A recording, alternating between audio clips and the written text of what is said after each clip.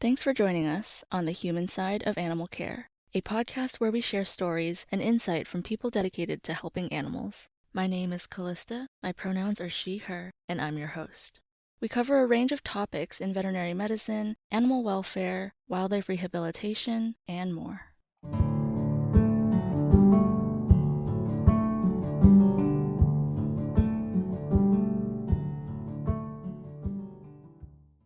My name is Jennifer Levine. My pronouns are she, her, and I am the Stranding Operations and Animal Care Manager for Channel Islands Marine and Wildlife Institute. When did you first know you wanted to work with animals, or what drew you to the field? So I didn't actually. I started my career in human medicine. I did phlebotomy, so I drew blood, and I was an emergency medical technician and an emergency room technician. So I saw a lot of stuff and I love medicine. And one day I was walking on the beach 17 years ago and I came across a sea lion and I went home because our phones didn't have internet back then. And I looked up on whatever the search engine was back then, who to call for marine mammals. And I got a hold of Channel Islands Marine and Wildlife, which we call CIMWI for short. So I called the animal in and I met the person at the beach and talked to them about what they do and how to help these animals. And I started volunteering, and that was pretty much it. I was sold. So CIMWI covers we're talking about California since we are in California, Central Coast. So which areas does CIMWI cover? So CIMWI covers 153 miles of coastline. So that's going to be Ventura County and Santa Barbara County. What is the process of someone finding a stranded marine mammal, calling? Like, what happens next? That's a great question. I'm really glad you asked that because this is something we really want everybody to know. So if you find a stranded marine mammal on the beach, number one, you don't want to touch it, disturb it, feed it, harass it, pull it back into the water, even if it's a dolphin. If it's a dolphin, we don't want you to do anything with that animal until one of our volunteers gets their trained eyes on it, because on our coastline, dolphins may be in critical condition if they've stranded. They don't typically strand if they're not in grave condition. So we don't want people to put those animals back into the water. We don't want to pour water on them. We don't want to cover anything up. You want to give the animal as much room as possible. Get your location, any beach landmarks, take a photo if you can, and we love GPS. Then you can go to our website, CIMWI.org, or call our rescue hotline, 805-567-1505, and give us all of that information you've just collected. And then if you can keep beachgoers and dogs away until one of our volunteers or staff members can come out and assess the situation and discuss with management what the most appropriate action is for that animal, then we will take that action and do whatever is best. I would say 99.9% of people just care and they really, really want to help. But sometimes when you try to help, if you're not helping in the right way, you can really, really injure the animal, or you can injure yourself or injure other people on the beach. And that's not the outcome that we want. So it's really best to leave it to the professionals to let us come and help that animal. What is a typical rehabilitation shift like at CIMWI? So a rehab shift is a really awesome way to spend a day. We have a great group of volunteers. A lot of the times it's the same volunteers on the same day every week. So there's a sort of family unit, a camaraderie. You get to know each other. You get to know who knows how to do what and who's really good at doing what. There's a lot of teaching and learning and just friendship. And so it's just a really nice environment to be in. So there's weighing out fish, putting pills in fish, cleaning the pen. So there's a lot of poop cleaning involved. There's looking at the poop and talking about how the poop looks and how that animal's feeling, assessing the animal, seeing if they're bright, alert, and responsive, if they're quiet, if they're lethargic. If an animal is obviously not doing well, we can give that animal subcutaneous fluids or medications that hopefully will make them feel better and fix whatever it is that's ailing them. We draw blood for diagnostic testing. We do fecal floats to look for parasites underneath our microscope.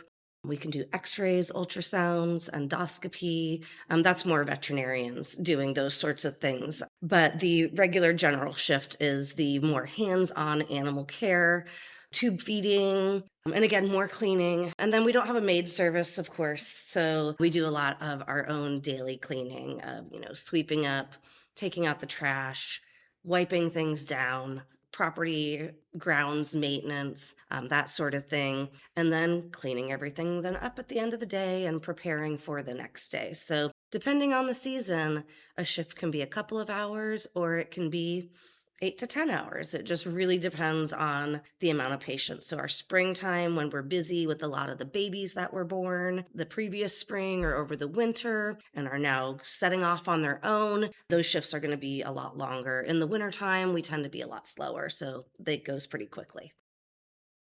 Have there been any challenges that you've had to face in your current role?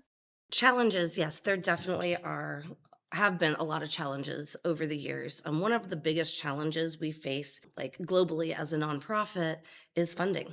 My job is paid through grant funding, and our organization runs through private contributions, public contributions, grant funds. So we are always, scraping for where are we going to get the funding for our roles. I'm one of two employees at our organization. We have about 140 volunteers currently. So, with only two people sort of making all of that base happen, it is very, very challenging to operate on sort of a shoestring budget. So, that is one of our huge challenges of being a 501c3 nonprofit. Another challenge, particularly happens like out on the beaches, is not everybody understands why the work that we do is so important. But marine mammals are sentinel species. They live in the ocean and they are our canary in the coal mine. So everything that we as humans do affects their food source and what they're exposed to. So everything from agricultural runoff to the plastic pollution that we're putting in the ocean or just any other dumping like DDTs or PCBs or those sort of things, they're exposed to those things on a daily basis. So they are going to be affected by that before we are. They eat fish. We eat the fish that's eating the fish that they eat in the ocean. And so that biomagnifies up the food chain. And so ultimately, we're going to be consuming that too. So we're going to be affected by it as well. So I think we already see a lot of those effects in our global climate change. And I think it's really important that we're paying attention to what's going on with our marine mammals. For example, domoic acid. Domoic acid, or DA, is a neurotoxin. It's a natural product of a marine algae called Pseudonychia. Certain conditions may cause the algae to grow out of control, resulting in a detrimental level of toxins being produced. And when this happens, it's referred to as a harmful algal bloom. So in the last 5 years, or I guess it's been 4 years, we've had 5 major harmful algal blooms in our area. And Ventura and Santa Barbara County has been at the epicenter of 4 of those 5 blooms. And we have never had that before. In the past, it has been every 4 to 7 years. They've been very short. The animals have largely self recovered. There was not high mortality. In the last 5 blooms, we have seen extremely high mortality, and the animals have not done well. And it has been very exhausting for our organization. It has been very resource heavy, and it has been really hard on the animals and on our volunteers too. So just knowing that these harmful algal blooms are more frequent makes us go, what is going on in the environment that is making this happen more often? And it does make us wonder, is this something that humans are doing that's making this all of a sudden happen more frequently? So, what does domoic acid look like when it affects sea lions?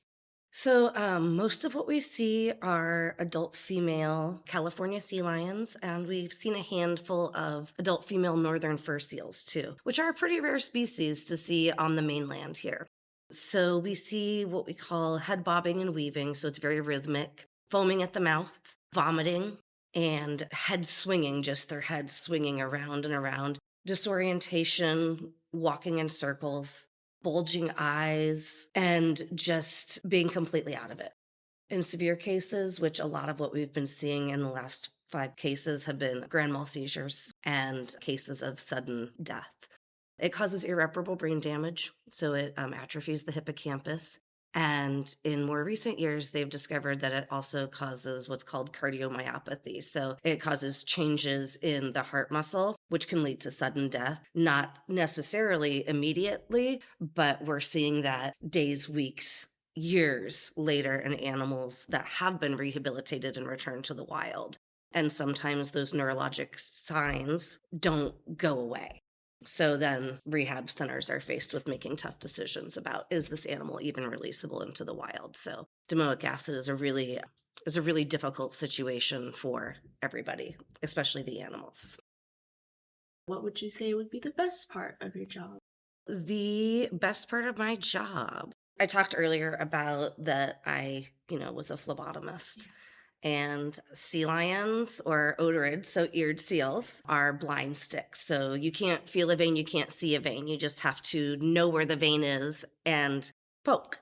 So my favorite part of my job is blood draws. I've gotten a lot of practice over the last several years, and so it's so rewarding to be able to do a sea lion blood draw and get the blood and get it on the first try. And that really is not my most favorite thing in the world, but that's one of the most rewarding things. But truly picking up an animal off the beach, watching them go from being a skinny animal or having some major traumatic injury, watching them start eating, to start blowing up and getting heavier and gaining weight and acting like the marine mammal that they're supposed to be, whether it's a sea lion or a fur seal or an elephant seal or a harbor seal. And then watching them get to go back to the wild is definitely the best thing in the world to see.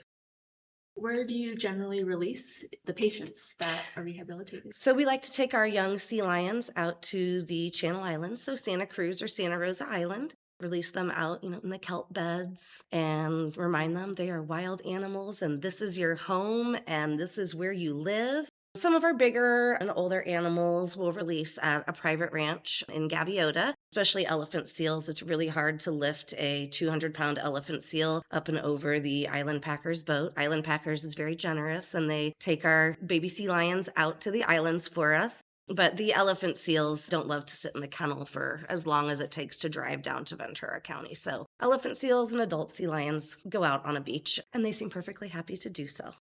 About how much fish do the patients get a day? When patients come to rehab, it's going to be variable, obviously, for species and age class, but a sea lion pup starts at about a pound. By the time they're healthy and ready to be released, they're going to be between 5 and 6 pounds of herring.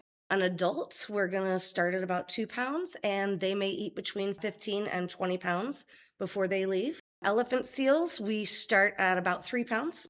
I think the biggest elephant seal that we had, it was last year, and he was eating 25 pounds of fish every single day. He was massive. And then harbor seals, about 8 pounds a day when they're ready to be released, and that's a harbor seal pup. We haven't done many fur seals, so I don't have a whole lot for comparison. So what is the difference between a seal and a sea lion? Ooh, I'm glad you asked that. Little education. A seal is a phosid or a true seal. A sea lion or a fur seal is an otarid or a not true seal, I guess, or an eared seal. They have little ears on the side of their head. That's the easiest way to tell if you're staring at a group of them or an individual. A true seal is cigar shaped, so they have an elongated body. They have short little foreflippers with gorgeous, long, manicured looking nails. And their hind flippers have fur on them, like lots of dense looking fur. They do what we call galumphing on land, where they sort of hop on their belly or move like an inchworm. But they can actually move really fast, even though they just sort of hop. A sea lion or a eared seal, otarid, or your fur seal again, they can stand up on their foreflippers, which are long, and they can rotate their hind flippers underneath their body, and they can actually walk or run on land. So locomotion and ears are the big defining characteristics of either of those differences. What is something you wish the general public knew about the fields, about marine mammal rehabilitation?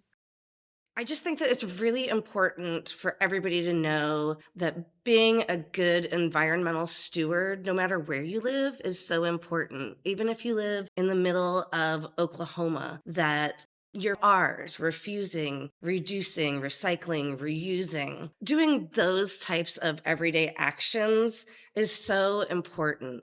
Teaching your kids or teaching your little brother or your sister, or if you're a teacher, teaching your students, those little everyday practices is just so important because we only have one world. And we want to pass down a world that's better for everybody than the one that we're living in right now. We don't get a redo on this one. I have kids and I want to make sure that I leave them something that's better than what we have right now. And do a beach cleanup or do a cleanup of the, storm drain that goes to the ocean or that goes to your local wherever, just being conscientious of the environment no matter where you are. Any advice for someone who might be interested in getting into animal care? I mean, absolutely. I don't have a degree. And I didn't work with animals until I did this. So everything I learned, I read. Like, I just read everything I could. I read online, I bought books, I nitpicked my vet's brain as much as possible. I, asked my director to set me up at other centers so I could go and talk to people who did animal care there. Internships, and a lot of internships are getting better these days about some financial compensation or housing or gas stipend or just a stipend, which is really, really nice because I do think that does make it more inclusive so that more people are able to afford to do those types of things. But get experience wherever you can, read wherever you can, and absorb that knowledge wherever you can. If you have a local wildlife center that takes volunteers, go volunteer. Or volunteering at the shelter, even if you're 5 years old and you can go and read a book to a dog at a shelter, like any little bit that you can get to be close to the animals and even just see the things that are happening around you is not necessarily a foot in the door, but it'll give you an idea of what's out there. I had no idea this was out there until I stumbled across a sea lion on the beach and had some free time and started volunteering, and it spiraled into where I am today. Is there anything you like to do outside of work to balance those long shifts with life? Vacation.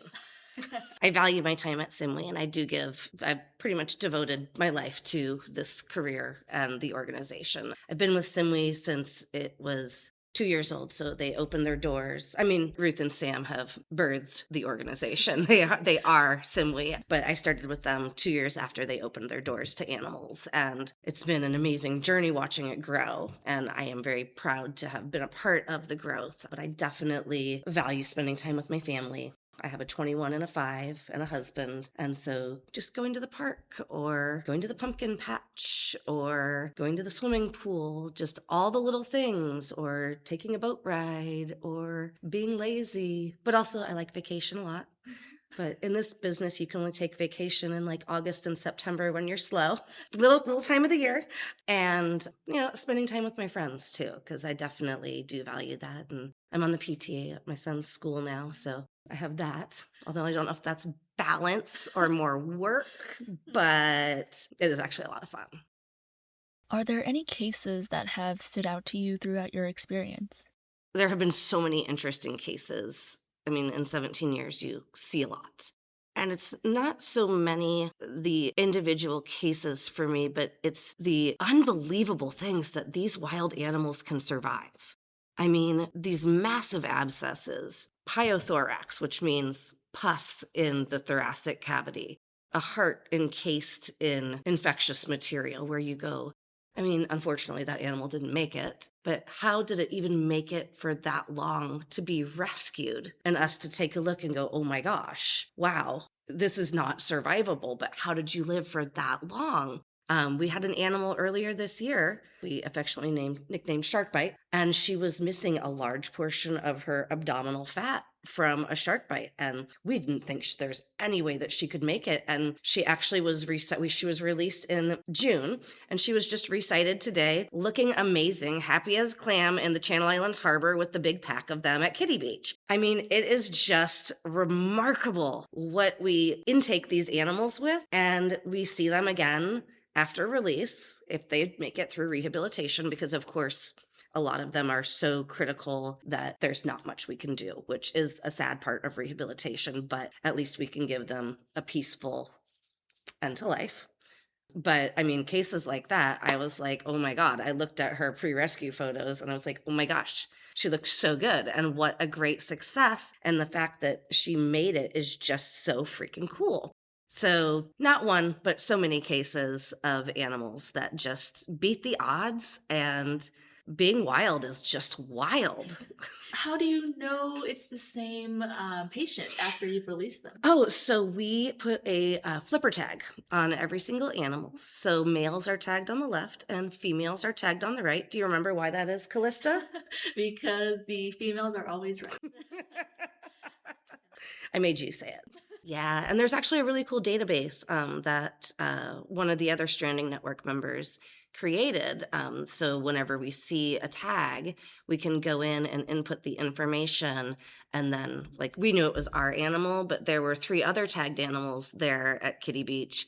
And so we input their information, then it lets that Stranding Center know, like, hey, we saw your animal and here's a picture of them and look how they're doing. So it's just kind of cool that you get a little feedback on, like, wow, what we're doing actually makes a difference. And this animal is thriving 1, 2, 3, 10 years later. This has been the human side of animal care. Thanks for listening.